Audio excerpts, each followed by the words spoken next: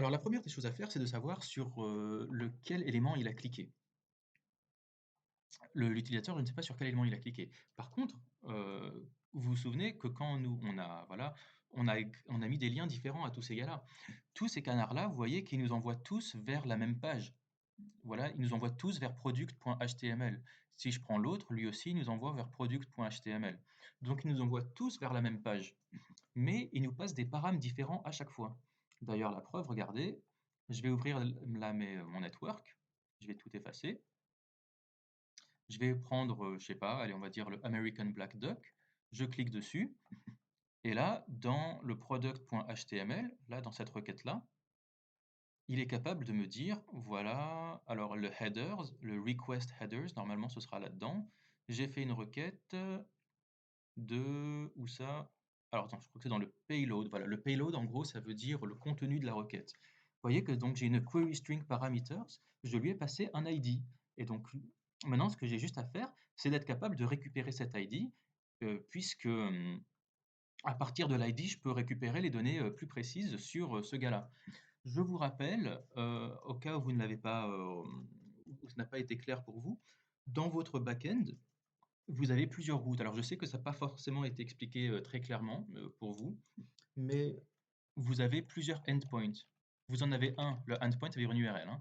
C'est-à-dire vous avez product là tout court, donc quand vous faites product, vous avez toute la liste de tous les produits, mais vous pouvez aussi leur rajouter un ID, là, comme ça. Et donc si vous faites slash ID, comme ça, que vous rajoutez là, là vous avez un peu plus d'informations. Par exemple, les couleurs, brown, white, blue, vous les aviez pas sur les products, vous aviez juste... ah bah si, vous les aviez. Bon, ok. Mais bon, en gros, si vous rajoutez un ID, là, vous avez plus d'informations là-dessus.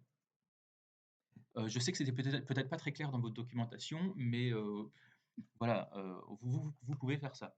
Donc nous, ce qu'on veut, c'est récupérer l'ID dans l'URL et ensuite faire une deuxième requête au serveur pour avoir un peu plus d'informations. Donc faisons ça.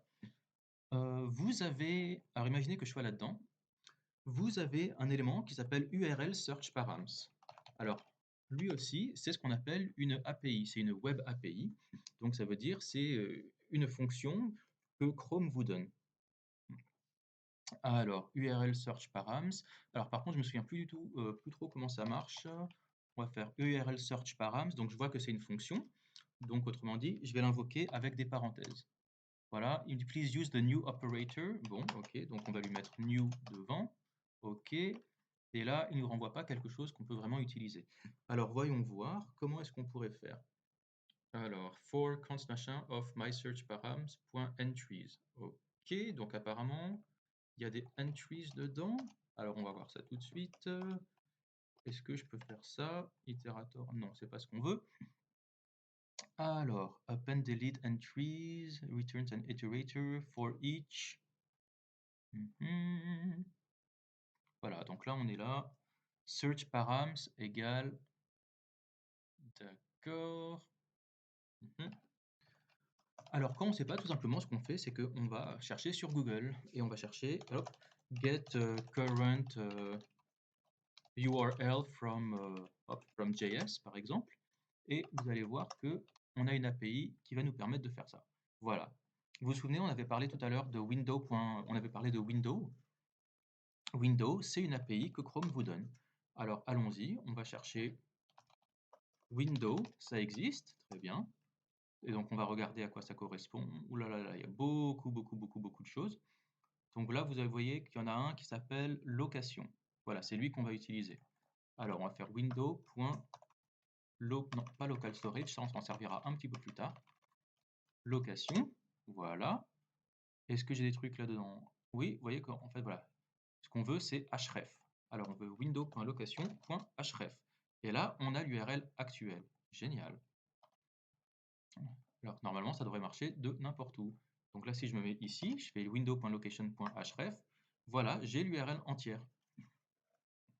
Ok, maintenant, qu'est-ce que j'en fais de ça? Bon, je vais mettre let URL est égal à window.location.href.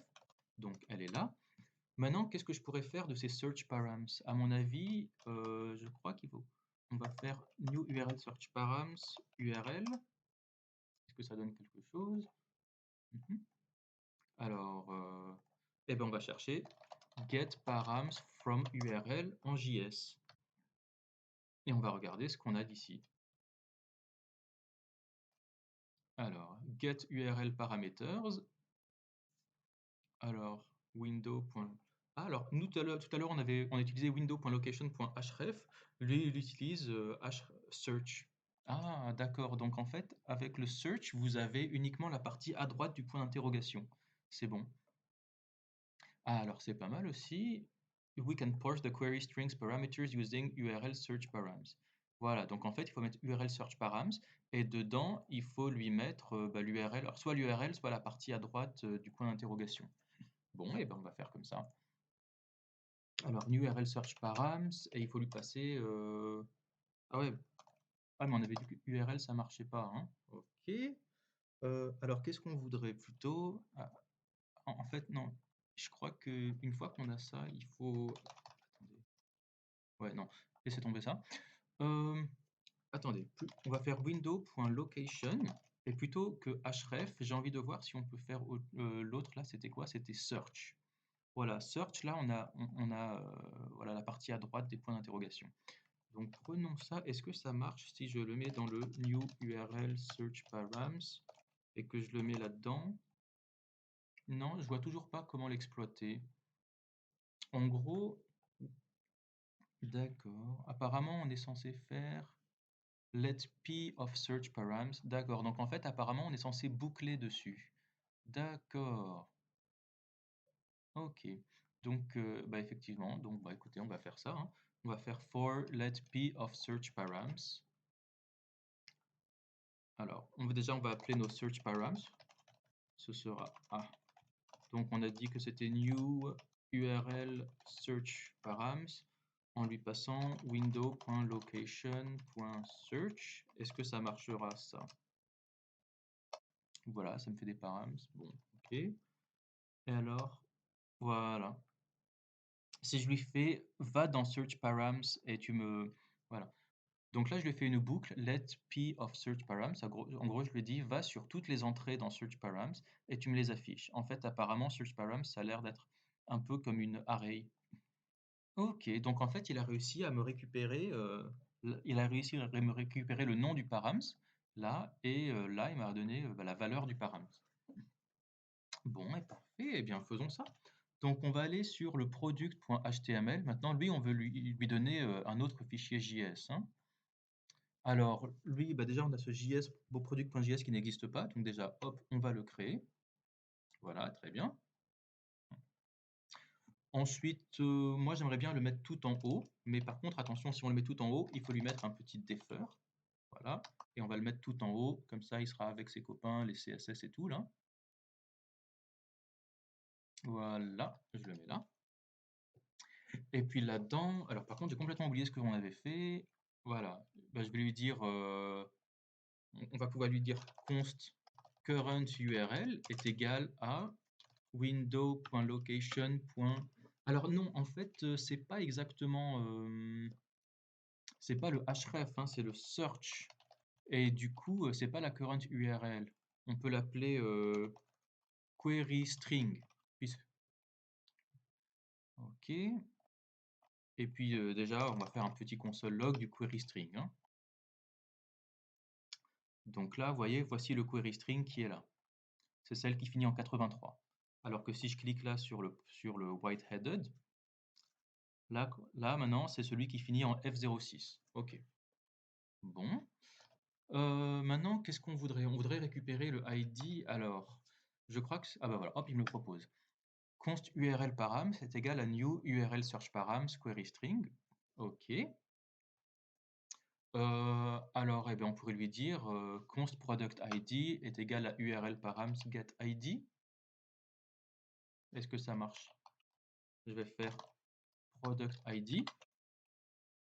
Alors, je vous montre une petite astuce. Si vous voulez voir vous pouvez mettre ça entre crochets comme ça. Comme ça, vous aurez le mot product ID dans le console log. Voilà, product ID. Parfait. Donc, on l'a bien récupéré. Génial. Bon, alors maintenant qu'on a ça, on a le product ID.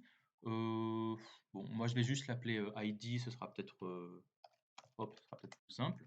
Maintenant qu'on a l'ID, eh ben, on va refaire une requête au serveur pour essayer de récupérer un peu plus d'informations. Alors, on va faire fetch. Voilà. Alors, c'est quoi l'URL complète? L'URL complète, ce sera voilà, machin product slash ID. Il s'appelle API slash products slash ID. Et puis on va lui faire un then, pareil, on va lui mettre un response.json. Et puis then, on va lui mettre juste rest devient console log. Console log de rest. Ok, donc on va voir maintenant, c'est-à-dire que maintenant quand on clique ça sur un produit, alors je vais enlever le ID là, il devrait me loguer tout ce qu'il reçoit de l'API. Allons-y. Ah oui, parce que vous voyez, donc l'ID il a été là, et en fait l'ID on l'a rajouté ici, hein. Là, ce que j'ai mis autour là, ce sont des backticks. Des backticks, en gros, si vous pouvez faire ça avec la touche Alt-GR7 sur votre clavier, ça vous permet, voilà, c'est ce qu'on appelle de la string interpolation. Si ça vous intéresse, hop, string interpolation. C'est également ce qu'on appelle des templates littérales. C'est une manière d'écrire, voilà, vous mettez un backtick et puis ensuite là-dedans, vous mettez l'expression que vous voulez évaluer. Donc, le ID, donc en gros, voilà, il va me coller le ID dedans. Ok, alors allons-y. On va effacer ça, on va actualiser. Et voilà, hop, il est allé me chercher voilà, il est allé me chercher exactement les données sur ce canard. Et bien maintenant, on va pouvoir les afficher. Allez, à tout de suite.